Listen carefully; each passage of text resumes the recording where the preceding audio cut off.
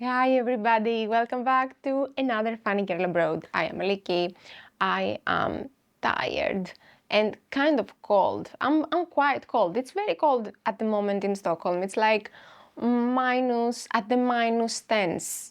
It's at the minus tens. This is a bad place to be. And we are at that place now, pretty much permanently. Day in, day out. It doesn't seem to move, you guys. Maybe now it has moved because that goes out in some days or weeks. So maybe it's moved. Then I'm happy. Now I'm not happy. I'm gonna be whiny. So I'm trying to distract myself with stuff.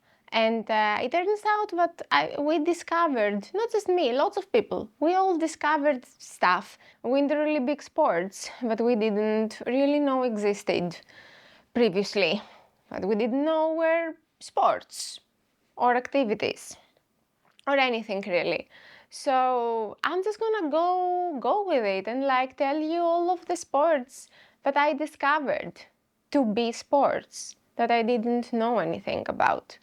Well, of course, it all starts with Winter Olympics that are happening at the moment in Milan. No, Milan is a football team. I think Milan is a football team. Milan is a city, or it could be the other way around. Who's to say? So let's see. There are Olympic Games going on now. I thought I knew stuff about Olympic Games. I'm from Greece. We like them, you know. We used to have a lot of them. We used to have all of them, to be fair. Like at first, we had all of them. It wasn't anybody else involved. It was just Greece every year. That was thousands of years ago, but it was like, you know, it was pretty much consistent. Not anymore, not anymore. Now lots of countries get to host the Olympic Games. And we had the Olympic Games at some point in 2004, and then at some other point in the 80s. Yeah. So I thought I knew stuff about the Olympics. I thought I knew what is there to know, but I don't know anything, turns out. I mean, I forget about the Winter Olympics. I forget they exist. Did they happen in Greece? And where did they happen? Like, where? What did we do? Did we import snow from, like, Switzerland? No, we shouldn't import snow from Switzerland. It's probably very expensive. I'm sure there's a cheaper snow, but we can import from some other place. But yeah, did we get snow? Did we get special effects team from like Hollywood or something to fix this for us? Where is all this Greek snow? Because what I remember from my career as a Greek citizen was just mountains over mountains with just a little bit, you said, huge mountains of nothing, just brown, big mountains, a little bit of like, you know, sprinkled on the top. So is this where everybody went, at the top of the mountain? And they were what, like going in circles? I don't know, so many questions. I'm pretty sure someone knows those things. It's just not me. Okay. Well, so I have no idea what happened to the Winter Olympics when the Olympics were in Greece. Apparently, Milan has snow. Good for them. That's nice. Or they fixed something, and they have those amazing sports. Now, turns out Sweden. Congratulations, Sweden. You know, won some golds. Everybody's very excited, I think. And because of that, there's been a little bit of talk about winter sports, you know, because it must suck to like win at something. Such an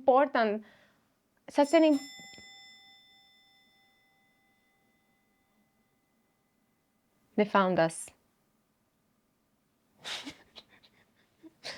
I'm not gonna open. I'm gonna pretend I'm not here. I mean, what is this? We're in Sweden. Nobody just rings the bell. This is not normal. This can't happen. No, I don't. This must be some type of scam.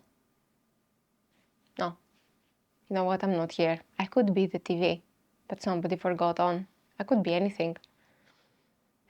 So it must suck to win at something and have no idea what you won at. It must be very frustrating to win such a big, important, this not discrimination, that's the opposite. What do you say? Distinction. This, there's a word for this, you know what I mean. To win that and to not know what it is.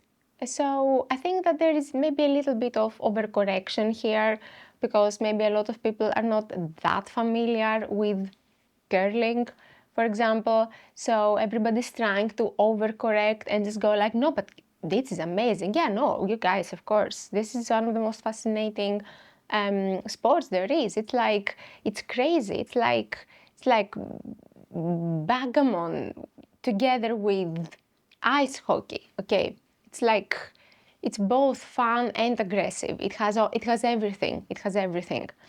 That's my feeling from this situation. There's a little bit of a hype that is coming from overcorrecting. That no, we do know what this is. We do love it. Okay, and it was always our thing. It has nothing to do with it's not a trend or anything. There's nothing to do with the recent medals. This is just, it's the land of curling here. That's what we do. That's what you see at schools. It's what you see at the parks and on the lake. So I discovered curling as well. No idea what it is. The only curling I know about is the one that you do with the iron on your own hair. And honestly, the first time I heard about it, for a moment I was like, Jesus Christ, curling's getting far. Like hair work is getting real serious. They put it in the Olympics. I mean, I wouldn't be surprised. You see, there's some crazy things people do with the iron. Turn it on the inside, they turn it on the outside. Sometimes they just do a little loop and they just like, and just like pull it out and it becomes a perfect curl, like the thing that you do with ribbons on Christmas presents. Or maybe that's the thing, it's the same technique. It's like this, I mean, this is an extremely impressive thing to see, the person that is preparing the Christmas gift and finally just like takes the scissors and just, gets ready and just go like, and then, wow, it's like magic. The first time I saw this when I was a kid, I legit thought that my mom had magical powers to do that.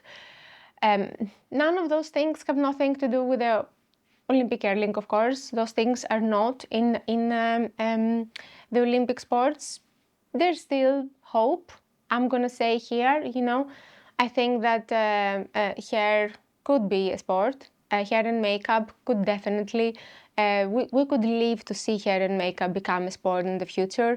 It could be skill-based. It could be time-based, like the first one to get ready gets the gold. Just throwing ideas out there. But no, curling is none of those things.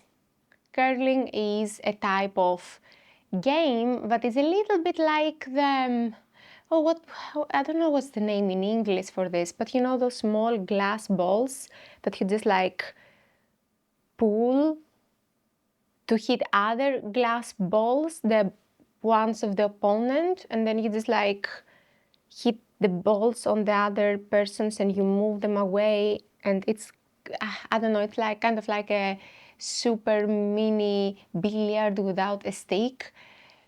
I mean, I think this was a very popular game at some point in the 1900s. But it must have been the very early 1900s because I've never seen anybody play it in my whole life. So I suppose, it must have been a very old game. But it's something that people say, people talk about, and they buy those little glass balls. You can't buy those, they are available. So I don't know where I'm going with this. Anyways, so this is what curling reminds me of. It reminds me of this little game with the glass balls, except it happens with a big glass ball, which is essentially a stone, but it looks like a huge crystal. It's kind of like a crystal, super, super smooth tap crystal. Anyways, and people are moving it about, out and about. Now, this is the kind of sport that if you've seen it, if you've seen even a second of it somewhere in a clip, the thing, of course, that strikes you is not the ball, is not nothing, it's the swapping, okay? It's the swapping motion, because there is a person that's holding a swap or like a broom, like something, some type of cleaning appliance, very clearly cleaning appliance. And this is like cleaning with the most intensity and dedication that you've ever seen a person swapping in your life in front of the ball, to make sure that the ball steps wherever it's really clean and shiny. I've never seen this before in my life.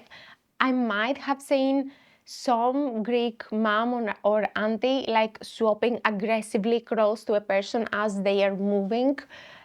This might have crossed my eyes, but then it's usually the other way around. It's like you clean behind the person because of their dirty footsteps, and not in front of the person.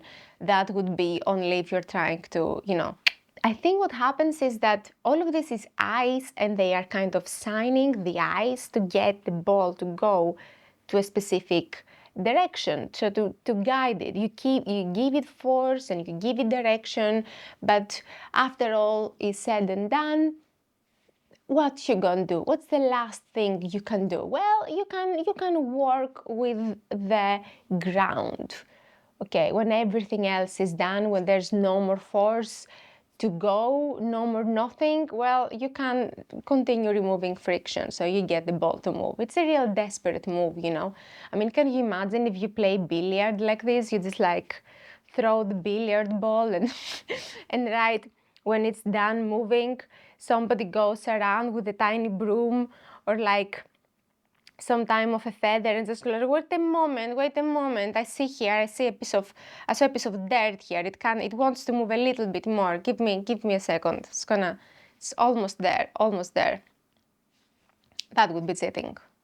But it's not a problem because this is not a sport. Anyhow, so this is the new sport that I discovered, curling. It seems kind of fascinating because there has to be some strategy involved about how all of the balls are positioned. I suppose I could check it out, and I will when I am really bored.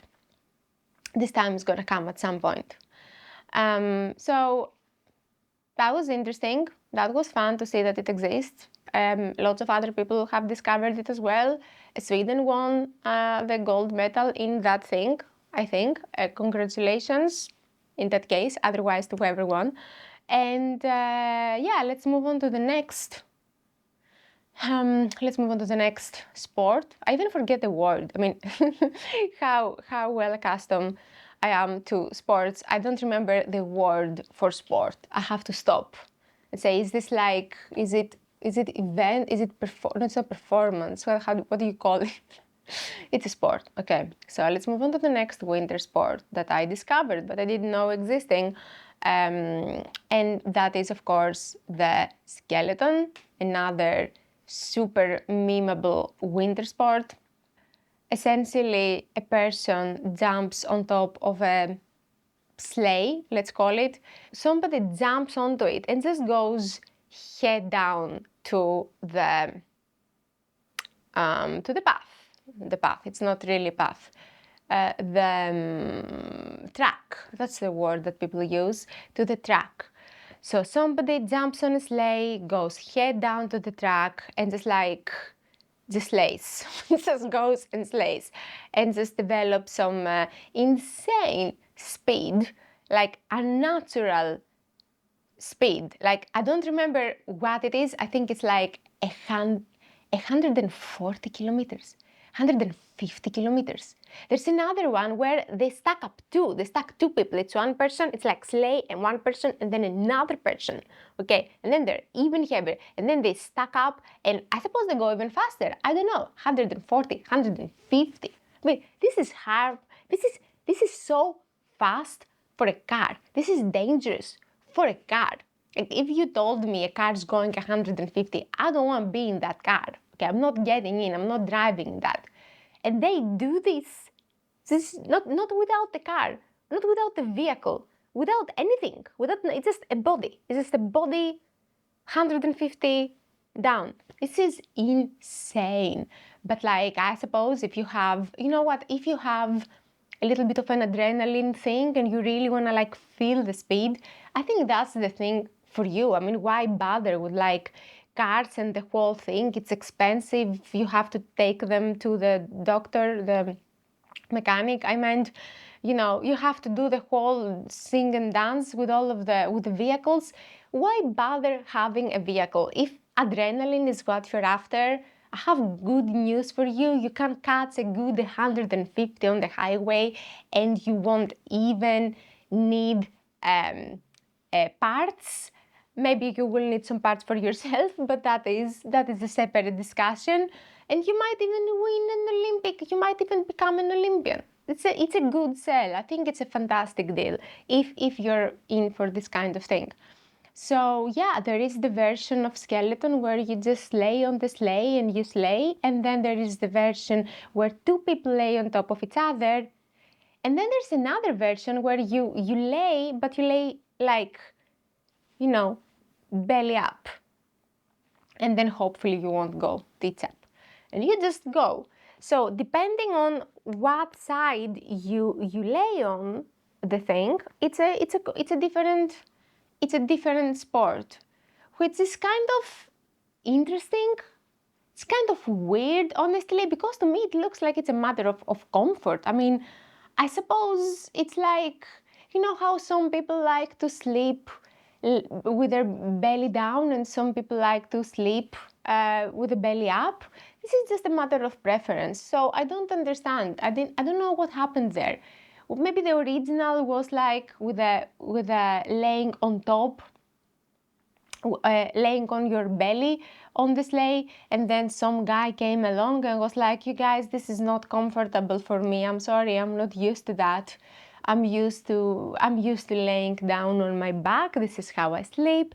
This is how I skeleton. This is just my comfort. And everybody was like, you dude, this is a different sport. Like, what are you talking about? This is not, that's not what we do, okay? And then they had to create a whole different Olympic sport category just to accommodate this guy. He probably won the first year because maybe there was nobody else doing it that way. But then people caught on. That's another interesting thing. So that was another discovery. And then what else did I discover? Well, okay, there's how many skis there are. This is shocking to me. How many skis, how many variations of ski are there? I mean, I know that I know at least two types of ski. I know the ski where you just kind of slide, essentially, okay, that you just go down, they just, you know, push you.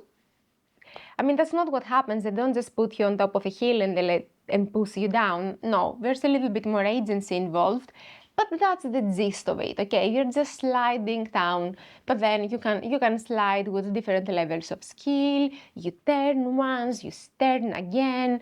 You know, you avoid obstacles and trees and whatever. You know, that's the ski that you go to like retreats to do. And then there is the cross-country ski, like the weird ski, the ski that borders to mode of transportation. Like if you live far away in a village, it might be actually a cool idea to get your, you know, long distance ski. I don't know if it's called that way.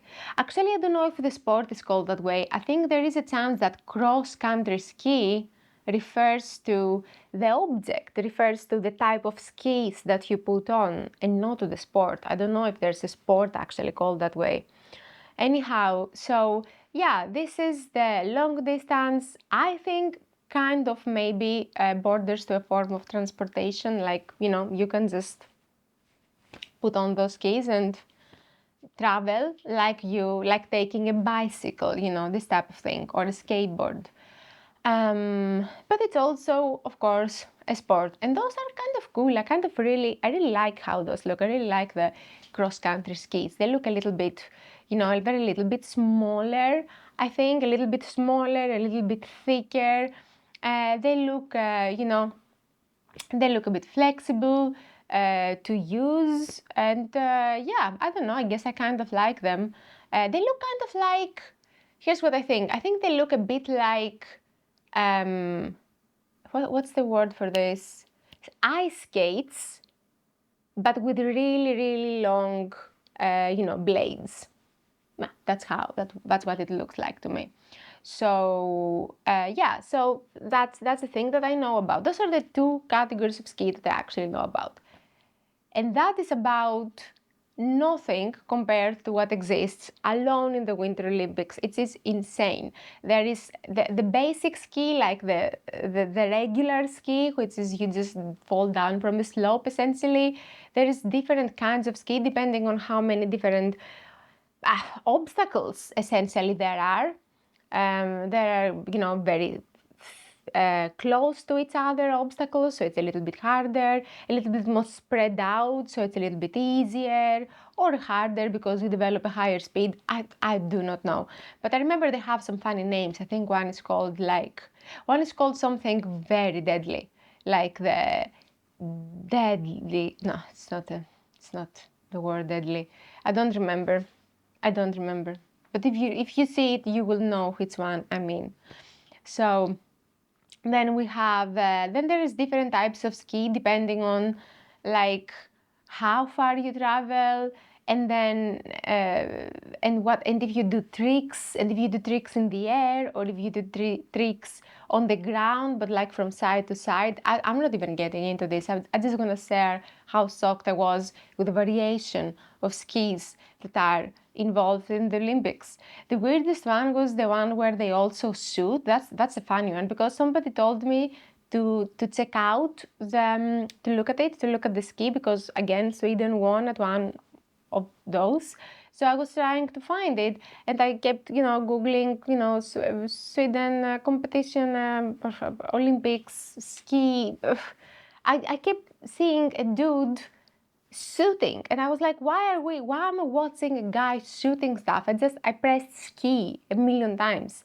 So turns out that's skiing too. It just, it's part of it.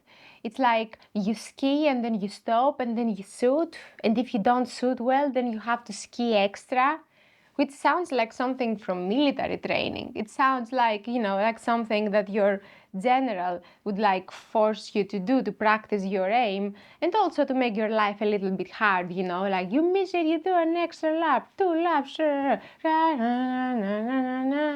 don't know, this is all I know about the military from movies. So yeah, that was a shocking thing.